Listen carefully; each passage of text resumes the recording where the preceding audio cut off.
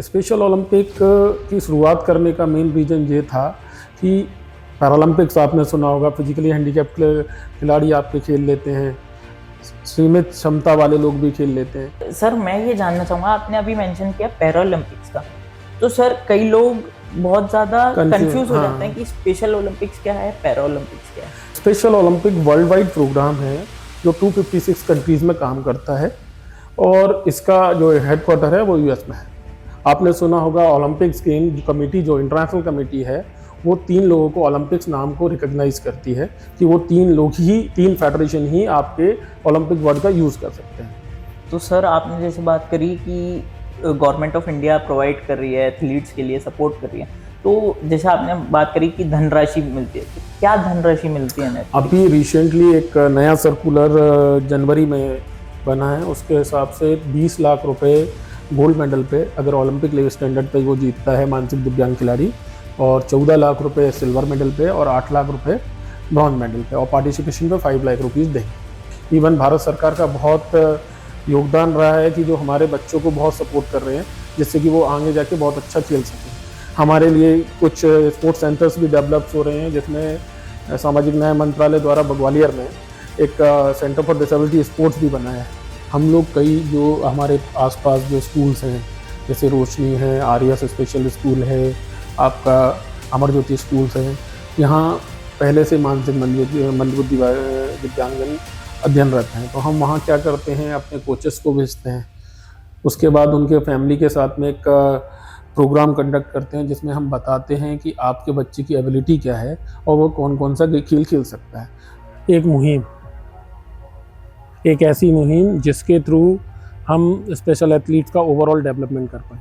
सबसे पहले हम डिसाइड करते हैं एक एबिलिटी टेस्टिंग के थ्रू कि पर्टिकुलर पर्सन जो हमारा एथलीट है वो किस गेम में खेल सकता है, उसके एक्सरसाइज मूवमेंट से सारी चीज़ों से पता कर सकते हैं कि इसको इस गेम खेलने में समस्या नहीं आएगी।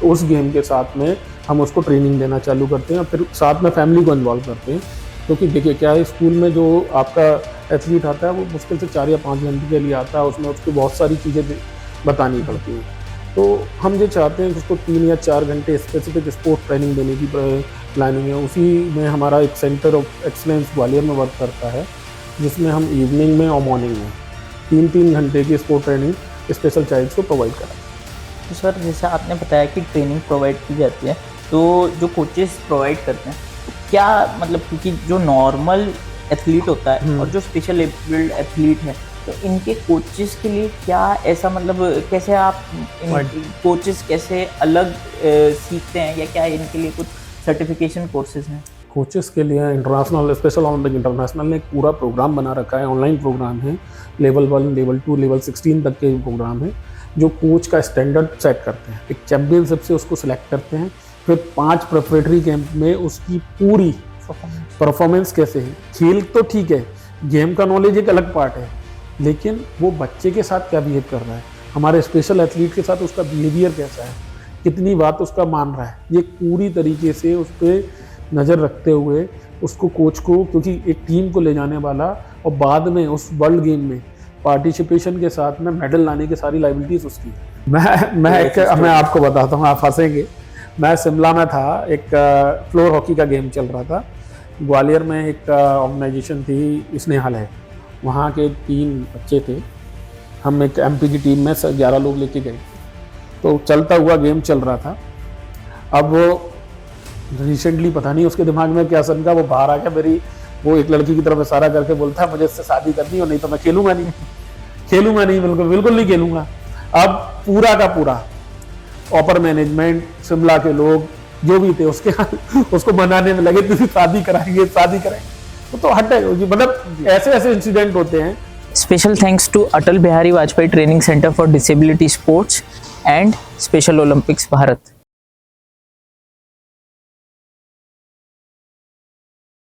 नमस्कार दोस्तों, स्वागत है आपका खेलकास्ट में, जहां हम बात करते हैं स्पोर्ट्स की दुनिया के ऐसे अनसंग हीरोज की, जो कि देश के लिए सिर्फ मेडल ही नहीं लाते, बल्कि नए एथलीट्स और नई जनरेशन के लिए एक नया रास्ता बनाते हैं। इसी सफर में आज हम बात करने आए हैं स्पेशल ओलंपिक्स की, स्पेशल ओलंपिक्स भारत, जो कि एक ऐसी मुहिम है जो स्पेशली एबल्ड चाइल्ड जितने भी हमारे देश के हैं उनको एक नया प्लेटफॉर्म प्रदान कर रहा है जिससे वो नई ऊंचाइयों तक जा सके और अपनी स्पोर्टिंग करियर को एक दिशा दे सके। उसी सफर में हम आज बात करने आए हैं मिस्टर मानवेंद्र सिंह जी के साथ, जो कि director of excellence of sports centre के हैं, स्पेशल ओलंपिक्स भारत के हैं। सर पेशे से एक डॉक्टर भी हैं और सर इस फील्ड में बहुत टाइम से काम कर रहे हैं, और बाकी हम जानेंगे सर के साथ कि सर के क्या एक्सपीरियंस है। देखते हैं सर के साथ बातचीत कैसे होती है। नमस्ते सर। नमस्कार sir first of all welcome to Khelcast. Sir हम ये जानना चाहेंगे कि स्पेशल ओलंपिक्स भारत क्या है और इसका एम क्या है और ये कब स्थापित हुआ, क्या इसका टारगेट है? देखिए, हमेशा से देखा होगा आप लोगों ने कि खिलाड़ी, नॉर्मल खिलाड़ी तो हर जगह खेलते हैं। मेडल्स का भी लिए हमारे यहाँ जो, अगर हम बात करें कि ओलंपिक लेवल पर, तो अगर देखा जाए तो 2 या 3 गोल्ड मेडल या 1 गोल्ड मेडल जो हम पिछले 5-7 ओलंपिक से देखते आ रहे हैं। स्पेशल ओलंपिक की शुरुआत करने का मेन रीजन ये था कि पैरालंपिक्स आपने सुना होगा, फिजिकली हैंडीकैप्ड खिलाड़ी आपके खेल लेते हैं, सीमित क्षमता वाले लोग भी खेल लेते हैं, लेकिन समस्या वहां आ रही थी कि मानसिक दिव्यांग खिलाड़ियों के लिए कुछ भी नहीं था, क्योंकि मानसिक दिव्यांग खिलाड़ी एक नॉर्मल तरीके से नहीं खेल सकता। उसके लिए एक एबिलिटी गेम्स होना चाहिए जिसमें हर तरीके की एबिलिटी को टेस्ट किया जा सके। इसलिए हम और हमारे लोगों ने सोचा कि एक ऐसा प्लेटफॉर्म वर्ल्ड वाइड बनाया जाए कि जिसमें ये लोग पार्टिसिपेट करें, मानसिक दिव्यांगता को दिव्यांगता ना समझते हुए एक एबिलिटी बेस्ड प्रोग्राम बनाया जा सके। तो स्पेशल ओलंपिक की शुरुआत भारत में 1995 में हुई, और उसके बाद 2001 में हमारी जो वर्तमान प्रेसिडेंट है मल्लिका नड्डा जी के बाद इसमें काफ़ी ज़्यादा विकास हुआ, और पिछले 2 वर्ल्ड गेम, जो समर वर्ल्ड गेम में हमारे 206 मेडल थे और वर्ल्ड टैली में हम नंबर 3 पर थे। उसके बाद अभी रिसेंटली इटली में हमारे वर्ल्ड विंटर गेम हुए हैं जिसमें हमारे 35 एथलीट्स ने भाग लिया और 32 मेडल लेकर आए। Very good sir. पर सर मैं ये जानना चाहूंगा, आपने अभी मेंशन किया पैरालंपिक्स का, तो सर कई लोग बहुत ज्यादा कंफ्यूज हो जाते हैं कि स्पेशल ओलंपिक्स क्या है, पैरालंपिक्स क्या है। देखिए, क्या है कि डिसेबिलिटीज वाइज अलग अलग फेडरेशंस हैं। आपने सुना होगा ओलंपिक्स गेम कमेटी, जो इंटरनेशनल कमेटी है, वो 3 लोगों को ओलंपिक्स नाम को रिकॉग्नाइज करती है कि वो 3 लोग ही, 3 फेडरेशन ही आपके ओलंपिक वर्ड का यूज कर सकते हैं। पहला आपने पैरालंपिक सुना है, जो आपके फिजिकली हैंडीकैप्ड या अस्थिबाधित जो दिव्यांग हैं उनके लिए काम करता है, उनके खेल के विकास के लिए काम करता है। ओलंपिक आपने सुना ही है कि नॉर्मल जो खिलाड़ी हैं हमारे हैं वो खेलते हैं। स्पेशल ओलंपिक विशेष रूप से मानसिक दिव्यांग जो खिलाड़ी हैं उनके लिए बनाया गया। सर पर जैसे पैरालंपिक में भी एक कैटेगरी होती है स्पेशली एबिलिटी की, तो सर उसमें और स्पेशल ओलंपिक्स में क्या? स्पेशली एबिलिटी की जो आप पैरालंपिक में करते हैं वो एक सीपी कैटेगरी है, उसमें उसकी मानसिक दिव्यांगता को नहीं देखा जाता, फिजिकली हैंडीकैप मतलब फिजिकली जो उसकी डिसेबिलिटीज है उसी को काउंट करते हैं। तो सर इसमें कैसे चेक किया जाता है कि कोई एथलीट या कोई चाइल्ड स्पेशली एबल्ड है? इसके लिए क्या पैरामीटर? देखिए, सबसे पहला पैरामीटर है उसका आईक्यू लेवल 70 से कम होना चाहिए। जो मानसिक मंदबुद्धि के लिए भारत सरकार द्वारा निश्चित मापदंड है, उसमें जो डॉक्टरों द्वारा जो सर्टिफिकेट दिया जाता है उसमें उसको कम से कम 70% से कम उसका आईक्यू लेवल होना चाहिए, और उसका डिसेबिलिटी परसेंट भी 50% से ज़्यादा होना चाहिए। अच्छा, तो सर मैं ये जानना चाहूंगा कि जैसे आपने अभी बताया कि हमारे इतने मेडल्स आए फॉरेन में, तो इंटरनेशनल भी ये स्पेशल, जैसे स्पेशल ओलंपिक्स भारत है, तो ऐसे ही इंटरनेशनली भी और फेडरेशन होंगी special Olympic? Special Olympic world wide programme है जो 256 कंट्रीज में काम करता है, और इसका जो हेडक्वार्टर है वो यूएस में है। ओके, तो सर इसमें इंटरनेशनली हमारा भारत कहाँ रैंक करता है? हम टॉप 5 में रैंक करते हैं पिछले 10 सालों से। तो सर इसके लिए मतलब जैसे क्यों इतनी अवेयरनेस की क्यों कमी है? मतलब देखिए, क्या है, धीरे धीरे डिसेबिलिटीज स्पोर्ट्स में अवेयरनेस बढ़ रही है। जैसा आपने देखा होगा, अभी तक ओलंपिक के बाद ही खिलाड़ियों को जो प्रोत्साहन मिलता था, लेकिन वर्तमान में आपने देखा होगा लास्ट जो पैरालंपिक गेम्स हैं उनको भारत सरकार का बहुत सपोर्ट मिला सामया, तो जिसकी वजह से क्या हो रहा है, धीरे धीरे अवेयरनेस आ रही है। अब भी अगर हम अपना पिछली जर्नी देखते हैं तो हमें पाते हैं कि अगर हम बात करें 95 और 97 के बाद 2006 और 7 के बीच में भी से आज की जो स्थिति है वो बहुत अच्छी है। फैमिलीज भी हमारे साथ जुड़ रहे हैं, नए नए एथलीट्स भी हमारे साथ जुड़ रहे हैं। इवन भारत सरकार का बहुत योगदान रहा है कि जो हमारे बच्चों को बहुत सपोर्ट कर रहे हैं, जिससे कि वो आगे जाके बहुत अच्छा खेल सके। हमारे लिए कुछ स्पोर्ट्स सेंटर्स भी डेवलप हो रहे हैं, जिसमें सामाजिक न्याय मंत्रालय द्वारा ग्वालियर में एक सेंटर फॉर डिसेबिलिटी स्पोर्ट्स भी बनाया है, ओके जो डेडिकेटेड डिसेबिलिटी स्पोर्ट्स सेंटर है।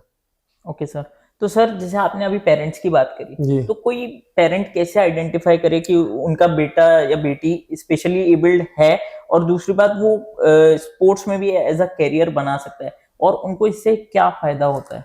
देखिए, अगर हम बात करें अपने भारत के नज़रिए से, तो सबसे बड़ी समस्या हमारे साथ ये आती है कि हमारा पेरेंट जो है वो पहली बात तो मानने को तैयार नहीं होता कि मेरा बच्चा मेंटल रिटायर्ड है या मानसिक दिव्यांग है। तो सबसे पहले तो उसको ये समझाना बड़ा मुश्किल की काम होता है कि उसको कैसे समझाएं कि ये आपके बच्चे के साथ समस्या है।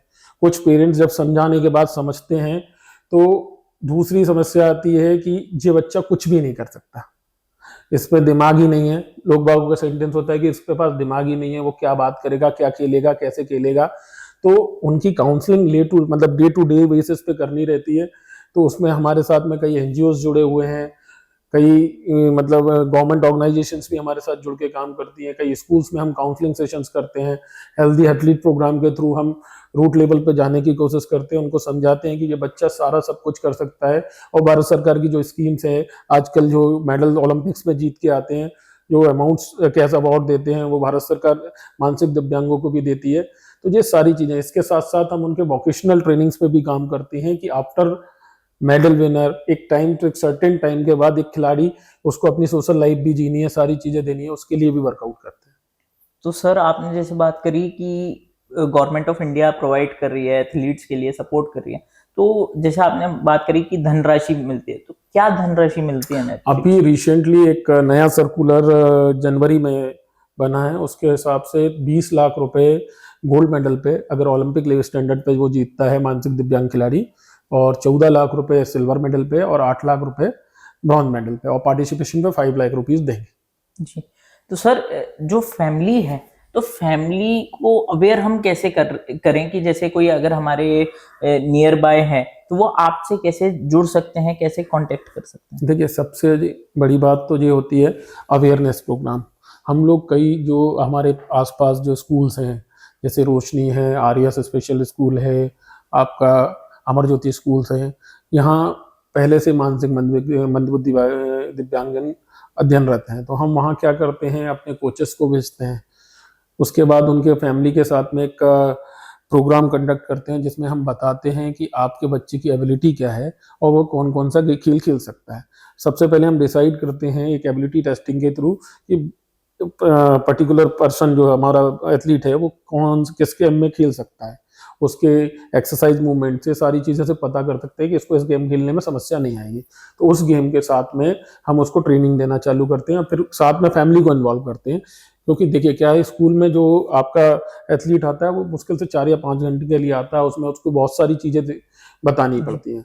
तो हम ये चाहते हैं कि उसको 3 या 4 घंटे स्पेसिफिक स्पोर्ट ट्रेनिंग देने की प्लानिंग है। उसी में हमारा एक सेंटर ऑफ एक्सलेंस ग्वालियर में वर्क करता है, जिसमें हम इवनिंग में और मॉर्निंग में 3-3 घंटे की स्पोर्ट ट्रेनिंग स्पेशल चाइल्ड्स को प्रोवाइड करा।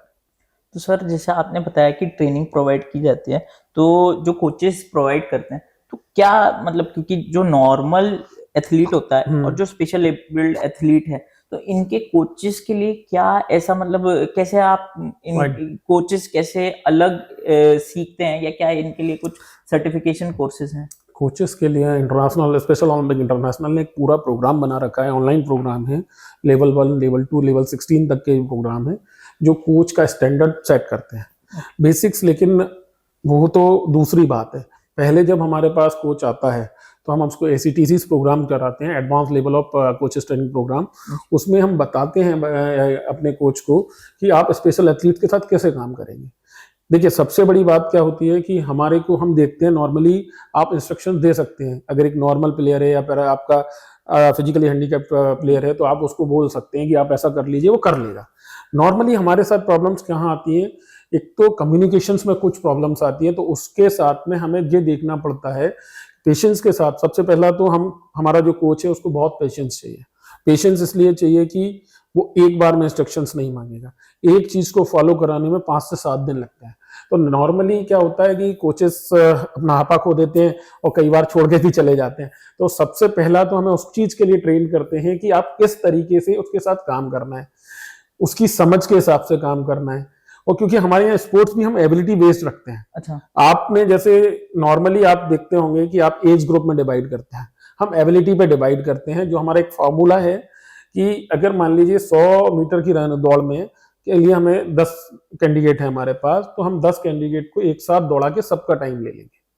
ठीक है, 10 का टाइम लेने के बाद हम क्या करते हैं, उनका एक टाइम के बाद में एक सबसे कम वाले को +5 करके उससे ज्यादा का दूसरा कैंडिडेट कंपटीशन में नहीं रखते, जिससे फेयर कंपटीशन हो सके। क्योंकि एबिलिटी जो हमारा मानना है या फिर एक मेडिकली प्रूव्ड है कि कोई भी बंदा मतलब कोई भी एथलीट आपका 10% से ज्यादा ग्रोथ नहीं कर सकता। और जब आपको अगर फेयर कंपटीशन चाहिए तो उसकी अगर एबिलिटी बेस्ड प्रोग्राम बनाना है तो उसके लिए अलग अलग गेम्स के स्किल्स हैं। तो हम पहले एबिलिटी निकालते हैं, फिर उसके कंपटीशन फाइंड करते हैं। जैसे हमारे पास 100 लोग हैं तो हम 100 लोगों में से 5 या 10 ग्रुप बनाते हैं उसकी एबिलिटी के हिसाब से, फिर एक फेयर कंपटीशन कराते हैं। और इंटरनेशनल लेवल तक ही यही प्रोसीजर है। तो मतलब एक तरह से हम ये समझ सकते हैं इस बात से कि आपका जो फोकस और आपका गोल है, मिशन है, वो हर प्लेयर खेले और हर प्लेयर को फेयर चांस मिले लाइफ में सेलिब्रेट करने का, अपनी स्किल्स शोकेस करने का। तो ये आपका मिशन है। बेसिकली स्पेशल ओलंपिक का मिशन ये है कि हमारा हर एथलीट कम से कम पार्टिसिपेशन कर सके, इसलिए हमने लो टू लो एबिलिटी पे जाके गेम फाइंड आउट कर रखे हैं। वॉची आपने सुना होगा, हमने अभी दिल्ली में उसका एशिया पैसिफिक रीजनल गेम किया था जिसमें 12 कंट्रीज ने पार्टिसिपेशन किया था। अगर कोई भी एथलीट कुछ भी नहीं कर सकता हमारे साथ, तो हम लो से लो एबिलिटी में, अगर वो हाथ से नहीं कर सकता तो हम पैर से बॉल मूव कराएंगे, लेकिन उसका मेन उद्देश्य है कि वो पार्टिसिपेशन कर सके। ओके। तो सर जैसे आपने बॉची नाम लिया, तो ये हर आदमी ने नहीं सुना है नाम, ये इतना अवेयरनेस नहीं है। तो आप प्लीज हमें ये बताइए कि स्पेशल ओलंपिक्स भारत के अंदर कौन कौन से गेम्स आते हैं? स्पेशल ओलंपिक नॉर्मली ओलंपिक के सारे गेम्स जो होते हैं वो मतलब सारे गेम्स होते हैं हमारे यहाँ, लेकिन कुछ गेम हम लोगों ने बना रखे गए हैं जिसको हम लो एबिलिटी पे काम सके। जैसे मैंने बोला बॉची है, ठीक है। बॉची एक ऐसा गेम है कि हम ये चाहते हैं कि हर एथलीट का पार्टिसिपेशन हो सके। तो मेनली बॉल को मूव करना है। 4 बॉल्स होते हैं, 4 रेड कलर के, 4 ग्रीन कलर के, एक व्हाइट कलर का वो होता है। तो उससे मूवमेंट कर सके, सिर्फ मूवमेंट का हम मार्किंग करते हैं। वो नियर बाय जितना बॉल का पहुंचेगा उसके हिसाब से मार्क कर देते हैं। तो मेन चीज क्या है कि गेम्स में हमारे कोई रूल्स चेंज नहीं करते हम। आपको मैं बता रहा हूँ, जैसे आप सोचें कि हॉकी खेल रहे हैं तो हॉकी में अगर हम 5-a-साइड हॉकी खेल रहे हैं तो 5-a-साइड हॉकी के पूरे नॉर्म्स मानेंगे।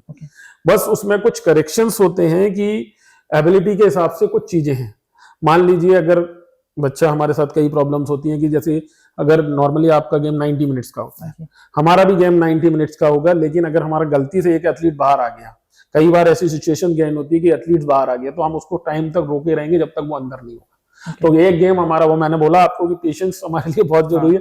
2 से 3 घंटे भी रन होता है, नहीं जाना उसको, कई बार मूड होता है, लेकिन वो एक लेवल होता है कि हम उसको ट्रेन इतना कर लेते हैं कि वो हर चीज के लिए राजी हो जाता है। क्योंकि एक इंटरनेशनल गेम भेजने से पहले एक एथलीट के लिए कम से कम हम एक नेशनल चैंपियनशिप, 5 ट्रेनिंग गेम्स, इसमें हम उसको ट्रैवलिंग भी कराते हैं, फ्लाइट के लिए भी उसको अडेप्टेड करते हैं कि वो वहां अगर चल रहा है तो उसको प्रॉब्लम ना आए।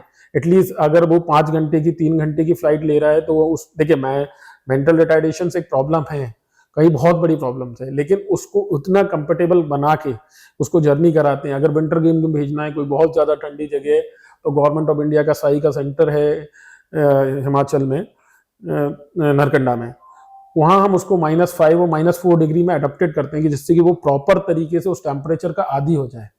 क्योंकि बाहर जब वो जा रहा है तो एक इंटरनेशनल प्लेयर है, उसके लिए वही कंडीशंस पैदा करनी है जो एक सामान्य एथलीट जो खेलने जा रहा है उसके लिए। तो मेन उद्देश्य ये है हमारा कि हम किसी भी तरीके से अपने एथलीट को वो पूरी सुविधाएं दे सकें जो एक सामान्य एथलीट उम्मीद करता है। तो सर जैसे आपने ये बताया, तो इस सब में तो बहुत ज्यादा एक्सपेंस भी आता होगा, तो ये एक्सपेंस कहाँ से मतलब फंड होता है? कुछ एक्सपेंसेस तो हमारा स्पोर्ट अथॉरिटी ऑफ इंडिया देता है, कुछ हमारे CSR के थ्रू हमें कई कंपनीज देते हैं, और हम चाहेंगे कि कुछ लोकल या पर जो भी है वो हमें CSR के थ्रू देना चाहें तो CSR के थ्रू डोनेट कर सकते हैं, और या डायरेक्टली भी स्पेशल ओलंपिक को डोनेट कर सकते हैं। तो सर जैसे सपोज लोकल कोई बिजनेसमैन देख रहा हो, जी लोकल कोई, जी, तो वो आपसे कैसे जुड़ सकते हैं अगर किसी को हेल्प करनी हो, और आप- लोगों को कैसे सोसाइटी को अवेयर होना चाहिए? आप हमारी वेबसाइट के थ्रू जुड़ सकते हैं। आप हमारे साथ 3 तरीके से जुड़ सकते हैं। एक डोनर के रूप में भी जुड़ सकते हैं, वॉलंटियर्स के रूप में भी मैं कहता हूँ देखिए हर चीज़ पैसा नहीं होती है। जी लेकिन देखिए हर किसी से पैसा नहीं भी है तो हम जो चाहते हैं वो हमारे साथ जुड़े, एज ए वॉलंटियर्स हमारे साथ वर्क करे। तो वॉलंटियर्स की नीड देखिए किसी भी ऑर्गेनाइजेशन में सबसे महत्वपूर्ण जो कड़ी है वो है आपका वॉलंटियर। क्योंकि क्या होता है कि कोई भी कंपटीशन, कोई भी प्रोग्राम जब आपको रन करना है तो आपको बहुत ज़्यादा मैन पावर की रिक्वायरमेंट होती है।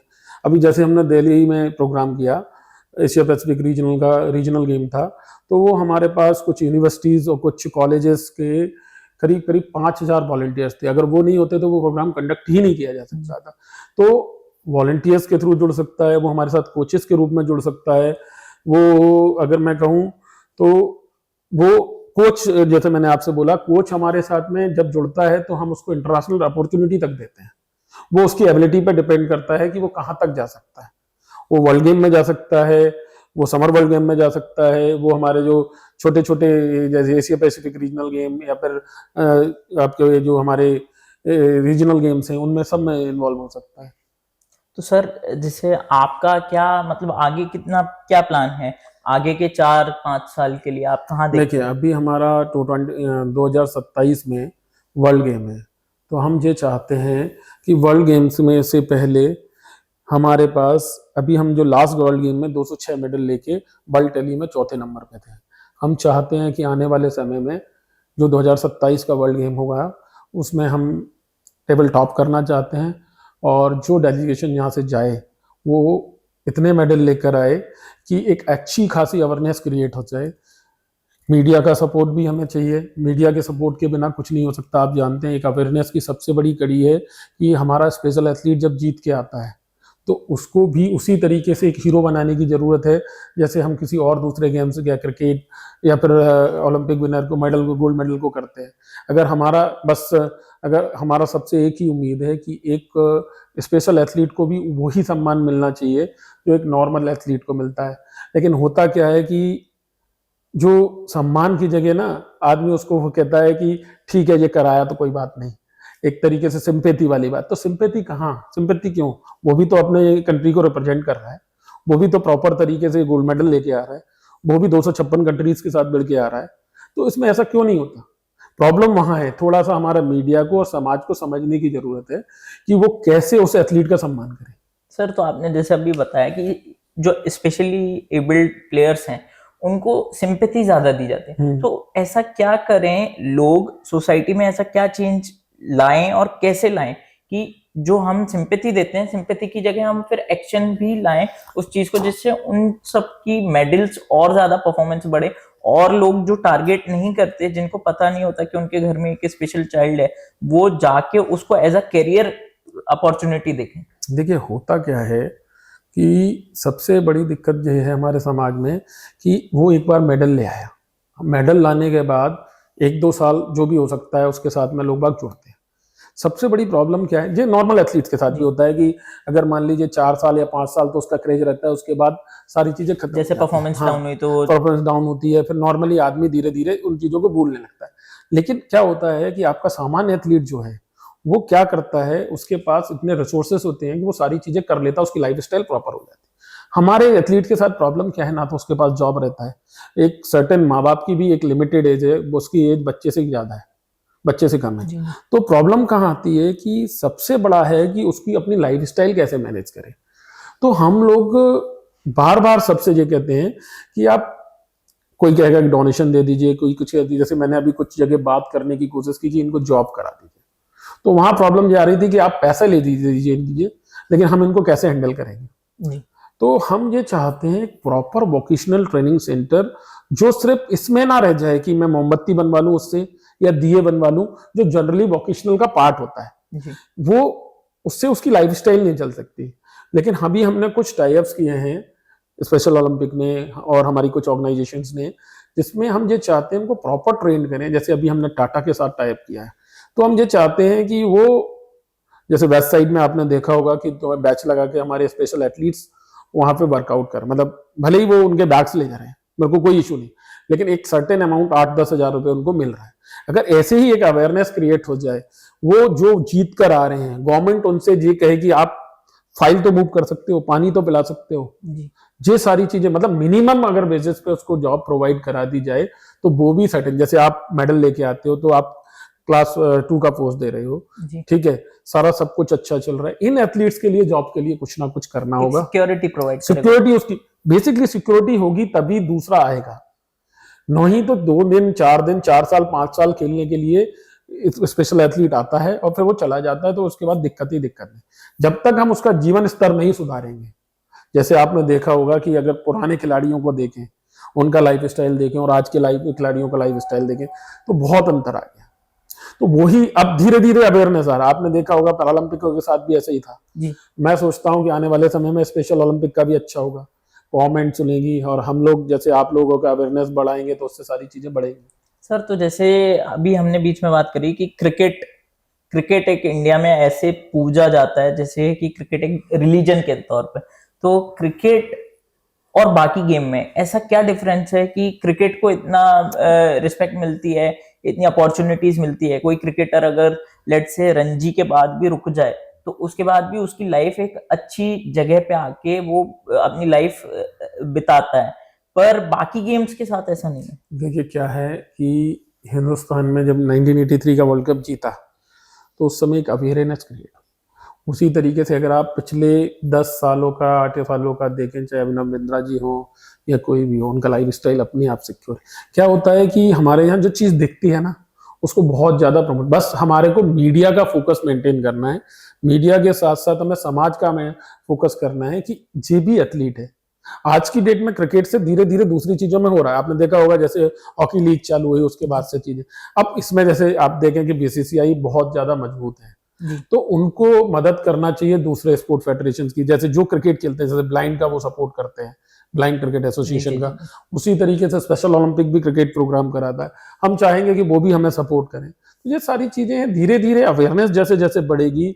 आप हिंदुस्तान में सिर्फ क्रिकेट पूछता है, लेकिन अगर आप ऑस्ट्रेलिया वगैरह में देखेंगे तो वहाँ स्पोर्ट्स को लेके एक पूरा अलग से मैकेनिज्म है, वो जिस तरीके से वर्कआउट करते हैं, उनके यहाँ 10 साल का बच्चा, भले ही स्पेशल एथलीट्स है, आप अगर वहाँ का ट्रेनिंग सेशंस देखेंगे तो हमें लगता है कि हमें उस स्टैंडर्ड में आने में 2-3 साल और लगेंगे, क्योंकि गवर्नमेंट ऑफ इंडिया अब बहुत तरीके से सोच रही है। 5 स्पेशली डिजाइन किए हैं उन्होंने, जो सेंटर फॉर डिसेबिलिटी स्पोर्ट्स, जो बेसिकली डिसेबल्ड पर्सन के लिए बने हैं, जिसमें हम अभी ग्वालियर में एक सेंटर चालू हो गया है, बहुत अच्छी फैसिलिटीज के साथ चालू हुआ है, और मैं मानता हूं कि इसमें वर्ल्ड क्लास फैसिलिटीज अगर और बढ़ेंगी तो दिव्यांग खिलाड़ियों को बहुत फायदा होगा। जी, तो सर जैसे आपने अभी फॉरेन कंट्रीज की बात करी, तो मैं ये पूछना चाहूंगा कि फॉरेन कंट्रीज में ऐसा वो क्या कर रहे हैं जो हम नहीं कर पा रहे, और फॉरेन कंट्रीज में ट्रेनिंग मेथड यहाँ की कंट्री से कैसे इंडिया से डिफरेंट है? देखिए क्या है, हम पिछली गवर्नमेंटों ने हमारे साथ जो भी हुआ उस पर हम बात ना करें तो ज़्यादा अच्छा है, क्योंकि लेकिन जब से 2014 के बाद जब से गवर्नमेंट बदली है, स्पोर्ट्स का एक अलग फंड है, एक अच्छा खासा फंड है, साथ ही हम ये देख रहे हैं कि गवर्नमेंट का इनिशिएटिव भी बहुत ज़्यादा है। एक कोचेस प्रोग्राम के लिए भी गवर्नमेंट से फंड्स मिल रहे हैं, सारी चीज़ें हो रही हैं, सब कुछ अच्छा चल रहा है। अब वहाँ क्या था कि वो कल्चर उनके यहाँ पिछले 20 सालों से, ऑस्ट्रेलिया नंबर 1 कंट्रीज है स्पोर्ट्स ट्रेनिंग के लिए, ठीक है, चाइना, वहाँ आप देख रहे होंगे कि किस तरीके से जब बच्चा 5-6 साल का होता है जब से ट्रेन करना चालू करते हैं। हमारे यहाँ थोड़ा सा अभी सोशल अवेयरनेस नहीं है, हम वही 10-12 साल के बाद बच्चे का ट्रेन करना चालू करते हैं। वहाँ उनका फोकस पहले से ही रहता है बहुत सारी चीज़ों में कि बच्चे पे आइडेंटिफाई करना, किस तरीके से उससे वर्कआउट कराना है। ये चीज़ एकदम से नहीं होती कि सरकार कर ले या हम कर लें या एक ऑर्गेनाइजेशन कर ले, इसके लिए मेनली डिपेंड करता है उसकी फैमिली का। एक हमारे यहाँ स्पोर्ट्स जो है ना, कोई करियर के रूप में नहीं देखता, चलो खेल आते हैं, क्रिकेट भी शुरुआत में हमारे यहाँ गली गली में क्रिकेट खेलता है, लेकिन वो भी क्या है कि एक सिर्फ गेम हम खेलने जा रहे हैं, कोई कंपटीशन के लिए प्रॉपर ट्रेनिंग के लिए वो बहुत बाद में सोचता है, वो बहुत बाद में। मैं तो मानता हूं कि हिंदुस्तान में एक एवरेज 15 साल 14 साल के बाद सीखता है, जो दूसरे देशों में 5 और 6 साल है। सर तो जैसे अभी बात हो रही है, तो जैसे पुल्लेला गोपीचंद जी का भी एक इंटरव्यू आया था, उसमें उन्होंने कहा कि अगर एथलीट के पास फाइनेंशियल बैकअप नहीं है तो उसको सोचना चाहिए बार बार कि मतलब वो क्यों एथलीट मतलब किसी भी गेम में जा रहा है, क्योंकि उसको पास एक बैकअप होना चाहिए। पर क्या ऐसा हम चेंज कर सकते हैं? क्योंकि ये जरूरी है, क्योंकि अगर प्लेयर के पास कोई अपॉर्चुनिटी, लेट से हर प्लेयर एक इंडिया नहीं खेल सकता, तो उसके पास ऐसा क्या होना चाहिए कि भाई उसके बाद भी उसकी लाइफ चले, क्योंकि वो इतने साल अपनी लाइफ के इन्वेस्ट कर देते हैं। मैं वही बोल रहा हूँ, सबसे बड़ा प्रॉब्लम, जैसे गोपीचंद जी की बात कही आपने, गोपीचंद जी का उनका मानना ठीक है, लेकिन प्रॉब्लम यही है कि हमारे यहाँ स्पोर्ट को हमेशा सेकेंडरी कैरियर माना गया। जी ठीक है, प्रॉब्लम वहां आती है कि जब हम एथलीट के साथ बात करने जाते हैं तो उसकी सिक्योरिटी नहीं है। वहां अगर वो खेल रहा है, जो आप जैसे बात कर रहे हैं ऑस्ट्रेलिया चाइना की, तो उसके लिए मेन फोकस है कि आपको सब यही करना है, बाकी सिक्योरिटी उनकी गवर्नमेंट की है। हमारे यहाँ ये नहीं, क्योंकि सबसे बड़ी बात, एक तो हमारे पास इतने रिसोर्सेज भी नहीं थे। अब धीरे धीरे रिसोर्सेज डेवलप्ड हो रहे हैं, सारी चीजें चल रही हैं। हाँ, मैं भी मानता हूं कि देखिए स्पोर्ट्स को अभी हिंदुस्तान में प्राइमरी कैरियर नहीं बना सकते आप। उसके बाद मैं बार बार आपसे इसीलिए कह रहा हूं कि अगर वो खेल भी रहा है तो उसके लिए आपको वोकेशनल डेवलपमेंट पे काम करना पड़ेगा। मैं बेसिकली स्पेशल चाइल्ड के लिए बात कर रहा हूँ। इवन होना तो ये भी चाहिए कि अगर एक नेशनल प्लेयर है तो उसका भी रिहेबिलिटेशन प्रॉपर होना चाहिए कि आगे जाके वो क्या करेगा। इसके लिए प्रॉपर पूरी एक नीति बनना चाहिए, जो बहुत जरूरी है। और आने वाले समय में ये कहने के लिए ना हो कि हमारे जो खिलाड़ी हैं उनके पास बैकअप होना चाहिए। बैकअप हमारे एक सिस्टम को बनना पड़ेगा, तभी कुछ हो सकता है। तो सर जैसे आपने कहा 2014 के बाद, मोदी गवर्नमेंट आने के बाद देश में स्पोर्ट्स के लिए एक नए विजन से लोग देखने लगे, जैसे प्राइम मिनिस्टर मोदी जी का भी है कि आत्मनिर्भर भारत। तो स्पोर्ट्स की फील्ड में हम आत्मनिर्भर कैसे बन रहे हैं? देखिए, भारत सरकार की बहुत सारी स्कीमें हैं। आपने सुना होगा खेलो इंडिया, एक नया उन्होंने पूरा वो मतलब नेशनल लेवल पे एक अच्छा खासा प्रोग्राम तैयार किया। हम चाहेंगे कि स्पेशल ओलंपिक, हालांकि उसका पार्ट नहीं है अभी, पिछले समय रहता था लेकिन अभी नहीं है, लेकिन हम चाहेंगे कि उसमें भी इन्वॉल्व हो। खेलो इंडिया एक ऐसा प्लेटफॉर्म है। फिर पोडियम जो स्कीम है भारत सरकार की, उसमें वो एक निश्चित 300 या 350 खिलाड़ियों को वो करते हैं, ट्रेन करते हैं, उसका इंटरनेशनल एक्सपोजर देते हैं, बाहर की ट्रेनिंग देते हैं। ये सारा संभव हो पाया एक सरकार की दृढ़ निश्चय पे। होता क्या है कि सरकार अगर सोच ले और खिलाड़ी अगर सोच ले तो बहुत सारी चीजें, आपको तो पता होगा कि बहुत सारे खेलों के लिए हमारे जैसे बॉक्सिंग है और इन सब गेमों के लिए बाहर जाके ट्रेनिंग दे रहे हैं, इंटरनेशनल कोचेस आके ट्रेनिंग दे रहे हैं, इंडिविजुअल कोचेस को सैलरी पेड कर रही है सरकार। अब इतनी अच्छी फैसिलिटीज के बाद अगर मेडल नहीं बढ़ते हैं तो ये खिलाड़ियों को भी एक स्थिति पे थोड़ी सी ऐसी आ जाती है कि उनको और मेहनत करने की जरूरत है। जी, तो जैसे सर आपने अभी बात करी कि इंटरनेशनल कोचेस आ रहे हैं, सब आ रहे हैं, पर गेम में कई बार कहीं ना कहीं हम देख रहे हैं कि एथलीट्स के मेडल उतने नहीं आते, रुक जाते हैं। तो इसके पीछे जैसे बहुत सारे रीजन हो सकते हैं। अब जैसे एक अभी हुआ था ओलंपिक में रिसेंट की, हमारी जो रेसलर हैं उनका वेट उतना नहीं हो पाया कट। तो दूसरा और भी एक टॉपिक ये है सर कि जैसे हम देखते हैं कि स्पोर्ट्स में कई जगह कई बार ये सुनने में आता है, जैसे बॉक्सर्स हैं, उन्होंने धरना प्रदर्शन दिया था कि अंदर बहुत सारी पॉलिटिक्स होती हैं। तो इस बात में कहाँ तक सच्चाई है? देखिए, पॉलिटिक्स हर जगह होती है, मैं ये नहीं कहूँगा नहीं होती, लेकिन खिलाड़ी का काम है खेलना और उसको वही काम करना चाहिए। अगर वो दूसरी चीज़ों में पड़ेगा तो अपना फोकस खो देगा। मैं सिर्फ इतना ही कहूँगा, बेसिकली अगर वो अपने फोकस से गेम में काम करेगा तो ज़्यादा अच्छा है।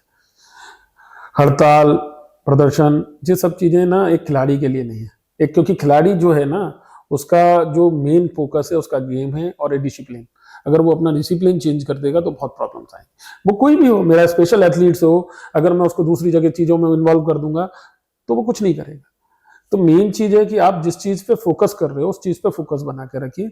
बाकी देखिए, आज जो फैसिलिटीज मिल रही है वो 10 साल पहले नहीं मिलती। आप देखिए ना, हमने अगर देखा जाए तो एक कॉमनवेल्थ गेम, एक एशियन गेम कराए हैं पिछले कितने सालों में, 70 सालों में। तो अगर भारत सरकार ओलंपिक का प्लान कर रहा है तो एक अच्छा खासा एक्सपोजर होगा। एक वर्ल्ड गेम अगर स्पेशल ओलंपिक का हम यहाँ ऑर्गेनाइज करते हैं तो कितना अवेयर क्रिएट होगा। आप सोचिए कि जब 5,000 7,000 एथलीट ग्वालियर में होगा, ग्वालियर में इंडिया में, दिल्ली में कहीं भी होगा, तो कितने लोगों के सामने वो चीजें आएंगी। वो चीज आप एक समझिए कि एक होता क्या है कि जब आप 10, मैंने जैसे आपने बोला ना 83 के वर्ल्ड कप के बाद क्रिकेट की स्थिति बनी, तो कितना बड़ा एक्सपोजर होगा, कितना अवेयरनेस क्रिएट होगा, उन माँ बाप के लिए कितना अच्छा होगा कि मैं कई बार तो बच्चे को स्पेशल एथलीट को छिपाते हैं घर में, जी जी जी, ठीक है, तो वो चीज जब वो देखेंगे तो वो छिपाएंगे नहीं, वो आप ग्राउंड पे ले जाएंगे, बच्चे को ग्राउंड पे ले जाएंगे, क्योंकि हम ये चाहते हैं उनको कि ये भी एक प्लेटफॉर्म है, आपके बच्चे की सिक्योरिटी है, एक 20 लाख रुपए एक अच्छा खासा अमाउंट है, हम ये चाहेंगे कि अगर वो 20 लाख रुपए उसको सिक्योर करता है तो उसके इंटरेस्ट से कई पेरेंट्स को मुझे समझाना पड़ता है कि अगर आपका बच्चा खेलता है तो हम उसको ये समझा सकते हैं, अगर वो 20 लाख भी जीतता है, मैं कहता हूँ 10 लाख भी जीतता है, तो उसका 5-6 हजार इंटरेस्ट तो आएगा, जी जी, जिससे उसका खर्चा निकलेगा। अभी एक इंसिडेंट बताता हूँ मैं, जबलपुर में एक बच्चा था, नाम शायद मुझे अभी याद नहीं है, उसको जब पहली बार आया था तो उसके पास शूज नहीं थे, फुटबॉल खेलता था, बहुत अच्छा फुटबॉल खेलता था, उसका कोच आया मेरे पास कि सर शूज नहीं है, टी शर्ट्स नहीं है, ये नहीं है, वो नहीं है, तो हमने अपने कोचेस के पास जो अरेंजमेंट था उसको टी शर्ट्स और वो सारे दिलवाए। वो बच्चा जिसको सिलेक्शन करने में दिक्कत आ रही थी क्योंकि उसके पास फैसिलिटीज नहीं थे, शूज नहीं थे, ये नहीं थे, हमने जैसे तैसे उसका मतलब बिल्कुल फाइनल लेवल पर उसका सिलेक्शन हुआ, और गोटिया कप एक प्रेस्टीजियस कप है फुटबॉल का, वो हमने लास्ट ईयर जीता, और सबसे ज्यादा गोल करने वाला वो बंदा था। उसकी माँ जो है घर में बर्तन वगैरह का साफ करने का काम करती है, प्रॉपर वे में अगर आप उस चीज को देखोगे तो उसके पास एक टाइम का खाने का पैसा नहीं होता था। आज उसको 4 लाख 5 लाख जो भी मिला, उसकी माँ ने एक छोटा टूटा फूटा मकान था उसको कंस्ट्रक्ट करा लिया। हम लोग अब, और एक चीज और बता रहा हूँ, वो बच्चा एक नॉन टू, मैं नाम नहीं लूंगा स्कूल का, एक बहुत अच्छे स्कूल में जबलपुर में फुटबॉल की ट्रेनिंग दे रहा है, जो इंडिया के टॉप 5 स्कूल्स की चेन है उसमें। आप सोचिए उसका कितना वो लाइफस्टाइल कितनी आए, कहां से कहां चेंज। तो सबसे बड़ी बात यह है कि जो उसका नेचुरल टैलेंट था उसको सर्च करना, जो जबलपुर के कोच ने देखा, वो जब यहाँ आया तो पूरे भारत के बच्चे थे, भारत के एथलीट थे, उसको समझ में ही नहीं आया कि वो कैसे करे, लेकिन 2-3 गेम के बाद जब उसमें जो चेंजेस हुए वो देखने लायक थे। पहले प्रिपरेटरी गेम के बाद लेके 5वें प्रिपरेटरी गेम में उसमें इतने अंतर आए कि आप देख नहीं सकते। और जो बंदा कभी ट्रेन में नहीं बैठा था, पहली बार ट्रेन में बैठ के आया, वो फ्लाइट से पोलैंड गया, तो उसका क्या हुआ, क्या उसकी माँ को, उसके घर वालों को कितनी खुशी मिली। सर, स्पेशल ओलंपिक से जुड़ना आपकी लाइफ को कैसे ट्रांसफॉर्म करता है, कैसे चेंज करता है, आपकी लाइफ को कैसे किया? देखिए, मैं फोर्टिस हॉस्पिटल में जॉब कर रहा था, तो उसके बाद मुझे ग्वालियर आना था किसी कारण से, क्योंकि फैमिली की कुछ प्रेशर था। तो अमर ज्योति चैरिटेबल ट्रस्ट एक ग्वालियर में हुआ करता था, डॉक्टर उमा तुली वहाँ मैनेजिंग डायरेक्टर थे, थोड़ा सा फैमिलियर रिलेशन थे, तो मैं वहाँ गया था। तो उन्होंने बोला कि आप थोड़ा सा यहाँ आने लगी है 2-4 घंटे के लिए, तो मैंने 2 घंटे 3 घंटे के लिए जाना चालू किया था। उनके यहाँ करीब 35-36 स्पेशल चाइल्ड थे, तो उनको मैं फिजियोथेरेपी, ऑक्यूपेशनल थेरेपी और ये सारे पार्ट्स पे काम कर रहा था उनके। तो रिसेंटली एक बार दिल्ली में कॉन्फ्रेंस थी, दिल्ली में जब कॉन्फ्रेंस थी तो मैं कॉन्फ्रेंस के लिए गया था, तो मुझसे बोलती है वहाँ प्रोग्राम चल रहे हैं, ग्वालियर के बच्चे एक बार देख आइए। ये पालम एयरपोर्ट के पास एयरफोर्स के स्टेशन है, वहाँ पर एक क्रिकेट का ही प्रोग्राम था, मैं वहाँ देखा। तो वहाँ जिस तरीके से हम लोग, मैं बच्चे ही कहूँगा उस समय, तो 40-50 बच्चे जो मेरे पास आए, तो हमने देखा कि नॉर्मल खेल रहे हैं, कोई प्रॉब्लम्स नहीं हो रही। जब बात हो रही, हम जब ग्वालियर में आते थे तो वो वहाँ कुछ भी नहीं दिखता था। तो जब यहाँ हमारे जो मध्य प्रदेश चैप्टर के एरिया डायरेक्टर है दीपांकर बनर्जी, मेरी उनसे बात हुई, मैंने सर ऐसी ऐसी प्रॉब्लम्स हैं ग्वालियर वगैरह में या छोटे शहरों में दिक्कत है, जनरली भोपाल के बच्चे पहुँच जाते हैं, जबलपुर के बच्चे पहुँच जाते हैं। तो एक बहुत उनसे लंबी डिस्कशन के बाद हमने ग्वालियर डिवीजन में स्पेशल ओलंपिक की शुरुआत करी, प्रॉपर वे में अमर ज्योति, रोशनी और एहसास और ये 4-5 ऑर्गेनाइजेशंस के बच्चों को लेकर फिर हमने जाना चालू किया। इन बच्चों के साथ एक अच्छी चीज क्या है, जब आपके साथ जुड़ते हैं तो पूरी तरीके से जुड़ते हैं, इनके मन में कुछ चीज नहीं है, जो है अगर आपके साथ हो गए तो वो आपकी सारी बात मानते हैं। तो सबसे अच्छी बात क्या होती है, जब इनके साथ जुड़ते हो ना तो फिर आप दूर नहीं जा सकते। मैं जब पहली बार 2007 में जुड़ा हूं और आज तक की स्थिति ये है कि मेरे पास बहुत सारे काम होते हुए भी मैं इनके साथ कुछ ना कुछ कहीं ना कहीं जुड़ता ही रहता हूँ। तो एक बार अगर कोई इनके साथ जुड़ेगा वो दूर नहीं जा पाएगा।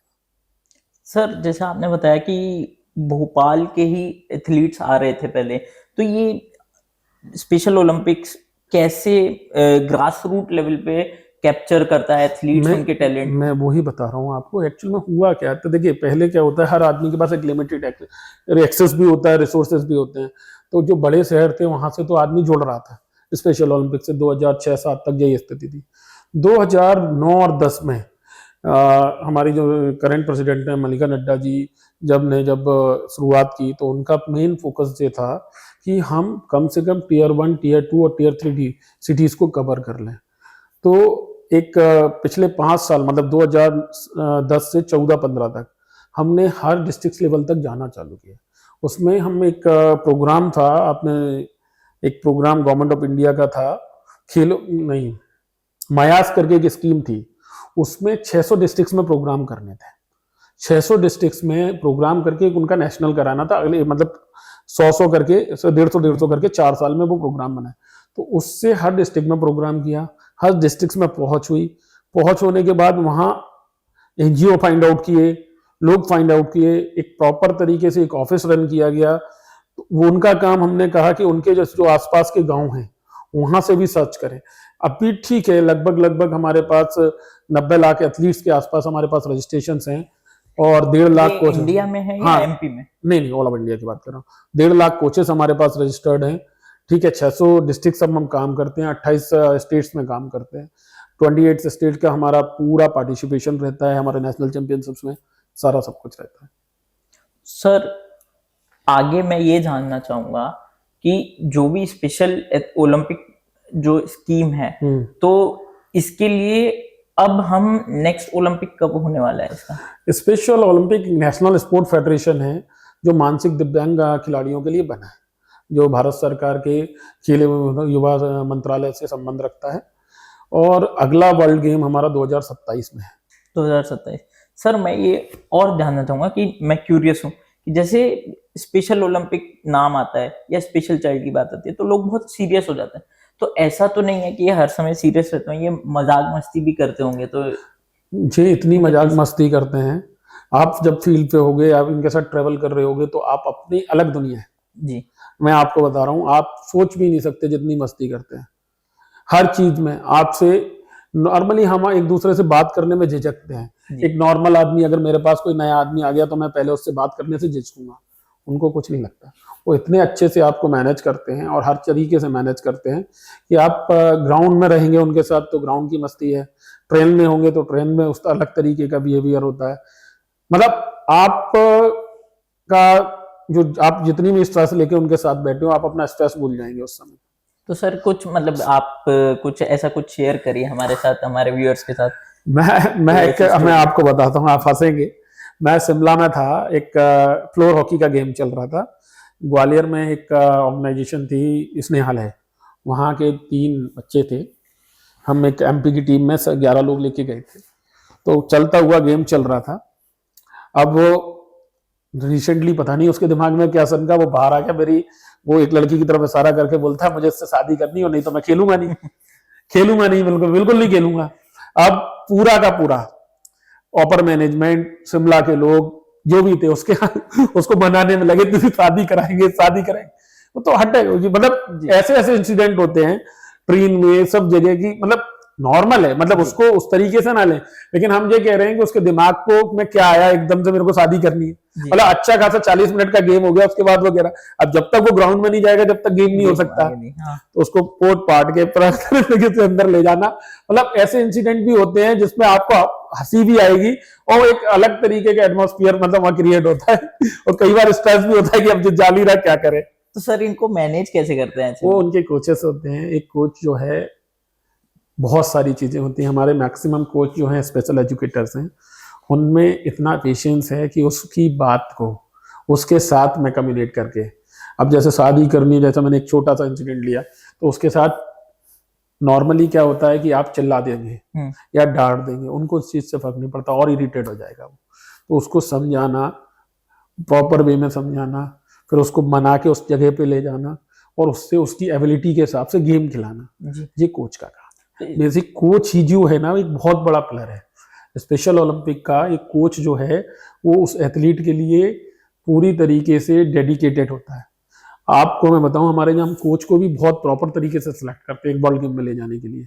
एक चैंपियनशिप से उसको सिलेक्ट करते हैं, फिर 5 प्रेपरेटरी कैंप में उसकी पूरी परफॉर्मेंस कैसे है। खेल तो ठीक है, गेम का नॉलेज एक अलग पार्ट है, लेकिन वो बच्चे के साथ क्या बिहेव कर रहा है, हमारे स्पेशल एथलीट के साथ उसका बिहेवियर कैसा है, कितनी बात उसका मान रहा है, ये पूरी तरीके से उस पर नजर रखते हुए उसको कोच को, क्योंकि एक टीम को ले जाने वाला और बाद में उस वर्ल्ड गेम में पार्टिसिपेशन के साथ में मेडल लाने की सारी लाइबिलिटीज उसकी है, सारी जवाबदारी उसकी है। तो वो किस तरीके से अपने एथलीट से काम कराता है, डांट के कराता है, डांटने से कितना मानते हैं, प्यार से कराता है कितना मानते हैं, वो सारी चीजें पूरी मॉनिटरिंग लेवल कमेटी के थ्रू उस कोच का सिलेक्शन होता है। क्योंकि कोच ही ग्राउंड में रह सकता है और कोई नहीं रह सकता। मैं मैनेजमेंट की तरह से मैं बाहर बैठूंगा एक ऑफिशियल की तरह, लेकिन कोच ग्राउंड में होता है।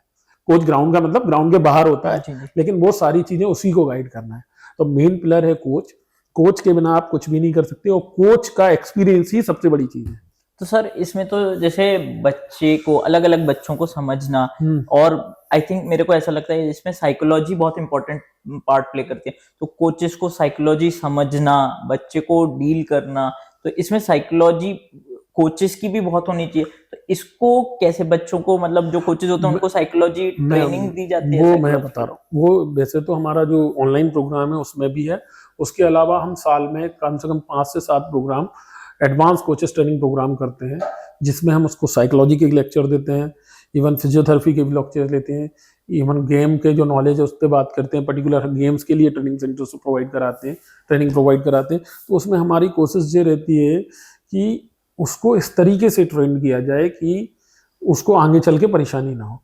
तो हमारे जब हम सर्टिफिकेशन देते हैं कि district level coach, regional level coach, state level coach, national coach, international coach, तो ये जो स्टेप्स है ना, जब वो क्रॉस करता है तो उसकी सारी मॉनिटरिंग और सारी टेस्टिंग, पूरे टेस्ट के मतलब उसकी जो उसकी स्किल्स जो डेवलप हो रही है उसको मार्किंग की जाती है। उसके बाद उसको आगे आगे बढ़ाते हैं, जैसे स्टेट लेवल, फिर नेशनल लेवल, फिर अगर इंटरनेशनल जा रहा है तो इंटरनेशनल कोच का सर्टिफिकेशन होना कंपलसरी है, नहीं तो नहीं जा पाएगा। सर जैसे कोचेस की तो, क्योंकि वो इतना ज्यादा, सबसे ज्यादा समय बच्चों के साथ बिताते हैं, तो उनकी तो बहुत अच्छी बॉन्डिंग बन जाती होगी। तो ये मतलब जब कभी ऐसा भी हुआ है कि कोच छोड़ के गया हो तो एथलीट ने उसके बाद फिर परफॉर्म नहीं किया हो? बहुत प्रॉब्लम्स होती है नॉर्मली, ये प्रॉब्लम बहुत बड़ी प्रॉब्लम है जब कोच छोड़ता है। इसीलिए हम लोग क्या करते हैं, कभी भी एक कोच पर डिपेंड नहीं होते हैं। जैसे मान लीजिए जब हरियाणा की टीम आई तो हम उसको जब रहने के लिए व्यवस्था बनाते हैं, जैसे कोई चैंपियनशिप कर रहे हैं या चैंपियनशिप के बाद तो हमने निकाल लिया, उसके बाद जब हम प्रेपरेटरी कैंप करते हैं तो हरियाणा का कोच है उसको दिल्ली के कोच एथलीट्स के साथ छोड़ देते हैं, और हरियाणा वाले को दिल्ली के साथ में, दिल्ली के कोच को मतलब एक्सचेंज कर देते हैं। उससे क्या होता है कि वो कोचेस के साथ, अलग अलग कोचेस के साथ रहना चाहिए, क्योंकि इंटरनेशनल हम 10 कोच नहीं भेज सकते जी, क्योंकि गाइडलाइन के हिसाब से जो कोचेस हैं वही भेज पाएंगे। तो क्या करते हैं कि जो कोचेस चेंज होते हैं ना, तो एथलीट एक धीरे धीरे उनके साथ में अलग अलग लोगों के साथ इंटरेक्ट कर करके तो उसको सबके साथ रहने की आदत पड़ जाती है। सर तो थैंक यू सो मच, पहले तो आपकी ने इतनी अच्छी इंसाइटफुल कॉन्वर्सेशन के लिए, जो आपने हमें इंफॉर्मेशन प्रोवाइड करी उसके लिए। दूसरा सर, मैं एक रिक्वेस्ट करूंगा आपसे कि अभी हम आपके इतने स्पेशल सेंटर पे हैं जो इंडिया का पहला सेंटर है, तो हम आपसे रिक्वेस्ट करेंगे कि आप हमें इसका टूर प्रोवाइड करिए। चलिए प्लीज प्लीज। सर आप बताइए इस फैसिलिटी के बारे में हमें। बेसिकली जो फैसिलिटीज है यहाँ हमारे पास 400 मीटर का सिंथेटिक ट्रैक है, प्लस जो भी आपकी एथलेटिक्स एक्टिविटीज़ हैं उसके लिए यहाँ सारी फैसिलिटीज़ हैं। एक वर्ल्ड क्लास सेटअप है हमारे पास, एक 400 मीटर का सिंथेटिक ट्रैक है, इसमें 3000 लोग बैठ के देख सकते हैं इस प्रोग्राम को पूरा, जो भी है। बीच में 5-a-साइड फुटबॉल और जो आपके हैमर थ्रो वगैरह का पूरा वो है ना।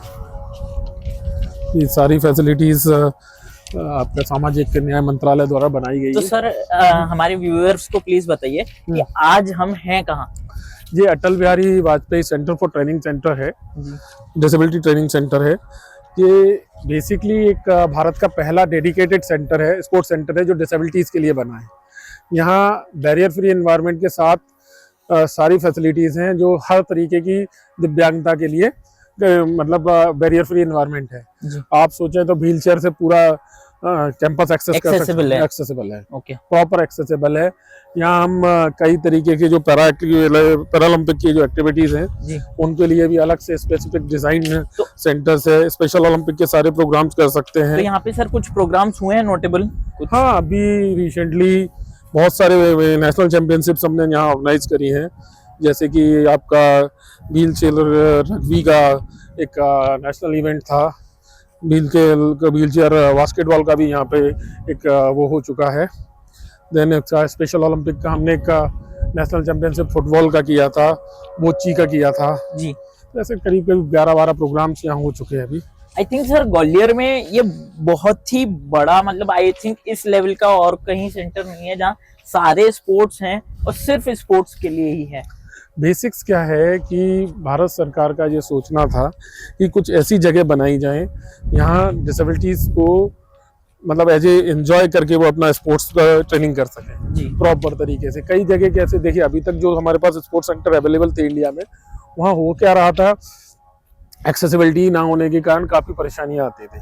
तो इस सेंटर को बनाने का मेन उद्देश्य ये था कि हम हर वो सुविधा खिलाड़ी को दे सकें जो वो चाहता है, उसको अपनी व्हील चेयर का मूवमेंट हर जगह कर सके, हर तरीके से वो जहाँ जाना चाहे जा सके।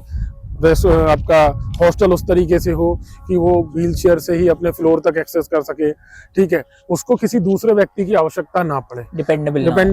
ठीक है। तो यहाँ सर जैसे ब्लाइंड पीपल के लिए भी है? हाँ, ब्लाइंड पीपल्स के लिए टैक्टाइल पाथ है, सारी फैसिलिटीज है यहाँ। ओके, तो सर यहाँ और कौन कौन से गेम के लिए है? देखिए, गेम्स तो यहाँ सारे हो सकते हैं, मैक्सिमम गेम्स हो सकते हैं। तो पैरालंपिक्स भी यहाँ सारे कार्यक्रम कर रहा है, डेफलिम्पिक वाले भी यहाँ बहुत सारे प्रोग्राम करते हैं। और रिसेंटली हम लोगों ने तो यहाँ इसको एक्सलेंस स्पोर्ट्स सेंटर का दर्जा दे रखा है स्पेशल ओलंपिक ने। तो हम मैक्सिमम गेम्स यहाँ कराने की कोशिश करते हैं, जिससे कि इस फैसिलिटीज़ का उपयोग हमारे स्पेशल एथलीट करें और ज़्यादा से ज़्यादा मेडल ला सकें।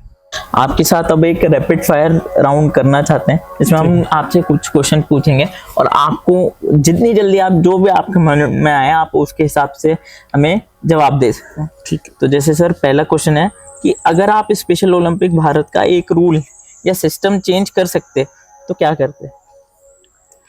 मैं ये करता कि जो एबिलिटी के साथ में जो प्रॉब्लम्स आते हैं टेस्टिंग में, मैं हर बच्चे का पार्टिसिपेशन इंश्योर करता, उसको जितने ज़्यादा एथलीट्स को खिला सकता उतना खिलाने की कोशिश करता। सर कोई एक स्पोर्ट्स पर्सनैलिटी जिसे आप स्पेशल ओलंपिक भारत का ब्रांड एम्बेसडर के रूप में देखना चाहेंगे? MS धोनी।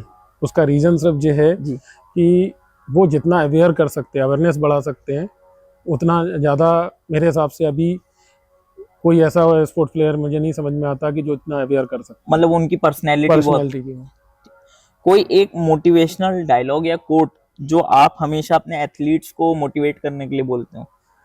हम ये बोलते हैं हमेशा, मैं सोचता हूँ कि हम खेलने के लिए आए हैं, ना कि जीतने के लिए। जी। पार्टिसिपेशन मोस्टली जरूरी है या कि जीतने से ज़्यादा। Participation first. अगर आपको किसी एक इंडियन स्पोर्ट्स पर्सन के साथ डिनर करने का मौका मिले तो वो कौन होगा? मेरे पर्सनली जी। सचिन तेंदुलकर। आप सचिन के फैन हैं। तो सर एक वर्ड जो स्पेशल ओलंपिक भारत को सबसे अच्छी तरीके से एक वर्ड डिस्क्राइब करता है? एक मुहिम, एक ऐसी मुहिम जिसके थ्रू हम स्पेशल एथलीट्स का ओवरऑल डेवलपमेंट कर पाए। सर अगर आपको एक सुपर पावर मिलती तो वो आप कौन सी सुपर पावर लेना पसंद करेंगे? सुपर पावर ऐसे सच मैं समझा नहीं। सुपर पावर जैसे सर कोई चाहता है, कोई सोचता है कि मैं बहुत तेज दौड़ूं, मैं उड़ना चाहता हूं, आप कौन सी सुपर पावर पसंद करते हैं? एज ए डॉक्टर मैं सोचता अगर मेरे पास मानसिक दिव्यांगता को दूर करने का कोई भी उपाय होता तो वो अगर वो मुझे मिलता तो उसके लिए ज़्यादा अच्छा रहता। सर स्पेशल एथलीट्स के लिए आपकी एक एडवाइस जो आप चाहते हैं कि सब एथलीट सुने और उसके बाद आपको लगता है कि उससे उनकी लाइफ में कुछ चेंज आएगा? आप अपना डिसिप्लिन मेंटेन करके रखिए। सबसे बड़ी ज़रूरी है किसी भी स्पोर्ट्स पर्सन के लिए डिसिप्लिन मेंटेन करना, फिर वो उसके लिए कोई कमी नहीं रहती। अगर वो अपने डिसिप्लिन को फॉलो करेगा, अपने डाइट को फॉलो करेगा तो सब कुछ अच्छा कर सकता है। जी सर। इसमें हम मैक्सिमम जो इंडोर गेम्स हैं आपके वो सारे ऑर्गेनाइज करा सकते हैं, भले वो बास्केटबॉल हो जिसको हम व्हील चेयर पे बास्केटबॉल भी कराते हैं, रग्बी भी यहाँ हमने किया हुआ, व्हील चेयर रग्बी, बोची के गेम्स भी यहीं ऑर्गेनाइज किए हैं, बैडमिंटन कोर्ट है यहाँ प्रॉपर वे में। सर ये इसका क्या डायमेंशन होगा? अराउंड लगभग ये 20-22 हज़ार स्क्वायर फीट का है जी। और सारी फैसिलिटीज़ के साथ में ये पूरा मतलब एसी है, मतलब टेम्परेचर क्योंकि ग्वालियर में बहुत ज़्यादा हो जाता है तो उसके अकॉर्डिंग सारा कैंपस को सेंट्रलाइज एसी का बनाने की कोशिश की है। इसमें हमारे पास 2 मल्टीपर्पज़ हॉल और एक बेसिकली डेडिकेटेड टेबल टेनिस का हॉल और आपका world class all weather swimming pool भी है। अच्छा। इसमें प्रैक्टिस पूल और एक ओलंपिक स्टैंडर्ड का पूल भी है। सर ये तो बहुत ही बड़ा, उधर हम देख सकते हैं व्हील चेयर्स भी हैं, हाँ। इधर ये तो बहुत बड़ा सेंटर है सर। आई मीन मतलब बहुत, इसमें तो बहुत सारे गेम एक साथ भी खेल सकते हैं सर, हाँ, शायद हाँ। मल्टीपर्पज है। हाँ मल्टीपर्पज़ है, इसमें हम एक साथ कम से कम 4-5 गेम ऑर्गेनाइज कर सकते हैं इमीडिएट।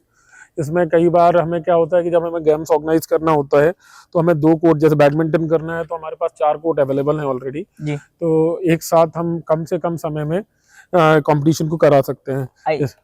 आई थिंक सर इसमें तो अगर जैसे किसी भी गेम का नेशनल भी ऑर्गेनाइज कराना हो बैडमिंटन, तो इसमें फ्लोरिंग के साथ हो सकता है। जो वुडन फ्लोरिंग है, जितने भी आपके स्पोर्ट्स वुडन फ्लोरिंग में हो सकते हैं वो सारे हम यहाँ करा लेते हैं, जैसे व्हील चेयर बास्केटबॉल है, रग्बी है, इवन आपका बैडमिंटन है, ठीक है। इसके अलावा बॉची है, आजकल एक आपने हमारे विंटर गेम का प्रोग्राम है, स्पेशल ओलंपिक का जो फ्लोर बॉल है वो भी हमने यहाँ उसका नेशनल भी कराया और कई प्रोपरेटरी गेम तीनों यहाँ कराए। यहाँ से टीम अभी सेलेक्ट होके गई थी और रिसेंटली वो जो इटली में हमारा वर्ल्ड विंटर गेम हुआ था उसमें सिल्वर मेडलिस्ट है। तो सर इसमें मतलब पहले भी गेम्स ऑर्गेनाइज हो चुके हैं? होते रहते हैं प्रोग्राम, टाइम टू टाइम हर महीने 1 या 2 प्रोग्राम हर महीने होते रहते हैं, कोई ना कोई फेडरेशन कराता रहता है। ये जो पूल है भारत सरकार ने ताल कटोरा स्टेडियम के हिसाब से ही बनाया है, उसकी तर्ज पर। हाँ उसी के तर्ज पर बना हुआ है। बेसिकली ये हमारा प्रैक्टिस पूल है, ये इसका जो 25 मीटर है और ये ओलंपिक स्टैंडर्ड का हमारा पूल है जो प्रॉपर ओलंपिक स्टैंडर्ड में है। आप यहाँ इंटरनेशनल इवेंट भी करा सकते हैं। तो ये 50 मीटर होगा, 50 मीटर का है, ये 20 मीटर का है। ये प्रैक्टिस पूल है। हाँ। और ये प्रोफेशनल। तो सर यहाँ पे स्विमिंग का कुछ टूर्नामेंट हुआ है पहले? एक पैरालंपिक्स में यहाँ एक नेशनल चैंपियनशिप ऑलरेडी कर चुकी है लास्ट अगस्त में। जी। अच्छा सर, तो सर ये क्या ऑल वेदर स्विमिंग पूल है? हाँ ये ऑल वेदर स्विमिंग पूल है, इसमें हम टेम्परेचर कंट्रोल कर सकते हैं। ओके। कोई तो ठंड के टाइम पे पानी की हीटिंग हम अपने हिसाब से मेंटेन कर सकते हैं। बेसिकली एथलीट्स को जो 23-24 डिग्री टेम्परेचर चाहिए रहता है पानी का, वो सारा अरेंजमेंट है प्रॉपर तरीके से। एक वर्ल्ड क्लास का स्टैंडर्ड का फिल्ट्रेशन प्लांट है जो मतलब बहुत कम समय में पानी को क्लीन कर देता है। जी सर, तो इसमें आई थिंक मेन बहुत एरिया तो यही ऑक्यूपाई करता है और इसके सर ये पहले से मतलब बहुत डिजाइन किया गया होगा, इस पे बहुत प्लानिंग। इसकी डिजाइन्स में भी हम लोगों ने काफ़ी मेहनत की है, करीब 40-45 डिज़ाइन इनके हमने रिजेक्ट किए हैं क्योंकि बैरियर फ्री इन्वायरमेंट बनाने के लिए काफ़ी ज़रूरत थी जी। तो कई चीज़ों में हम लोगों ने बार ऑब्जेक्शंस लिए हैं। कई जो पूल था जो ओपन था पहले, तो इसको भी हमने कहा कि प्रॉब्लम्स आएंगे तो इसको भी ऊपर से बंद कराना। फिर इसमें पहले सीधा ये था कि इसको ऑल वेदर नहीं बनाना था, तो उसके लिए एक्स्ट्रा फंडिंग्स गवर्नमेंट से ली गई। ये सारे अरेंजमेंट किए गए। जो स्पेशल एथलीट्स की जो रीनीड थी, टेम्परेचर कंट्रोल इसलिए ज़रूरी था कि सर्दियों में प्रैक्टिस करना बहुत दिक्कत है। ग्वालियर जैसे शहर में काफ़ी सर्दी पड़ती है, काफ़ी गर्मी पड़ती है, आपको मालूम है। तो टेम्परेचर आप समझिए सर्दी में जब पानी का टेम्परेचर लगभग माइनस में 1 और 2 डिग्री पहुंच जाता है, उसमें स्विमिंग करना पॉसिबिलिटीज़ नहीं थी। तो समझाया गया गवर्नमेंट को कि बहुत तरीके से कैसे किया जाए, तो उनको समझ में आया और उसके बाद ये सारी चीज़ें आपके सामने हैं। तो सर स्विमिंग तो आई थिंक बहुत इम्पोर्टेंट पार्ट प्ले करता है क्योंकि उसमें आई थिंक रिहेबिलिटेशन भी हम प्लान कर रहे हैं मिनिस्ट्री के साथ मिलके कि कुछ ऐसे प्रोग्राम्स यहाँ रन कर लिए जाएं जिसको रिहेबिलिटेशन प्रोग्राम कहते हैं। जैसे आपने वाटर थेरेपी सुने होंगे, उस तरीके के कोर्सेज यहाँ चालू करना चाहते हैं जिससे कि बच्चों का, एथलीट्स का ओवरऑल डेवलपमेंट कर सकें।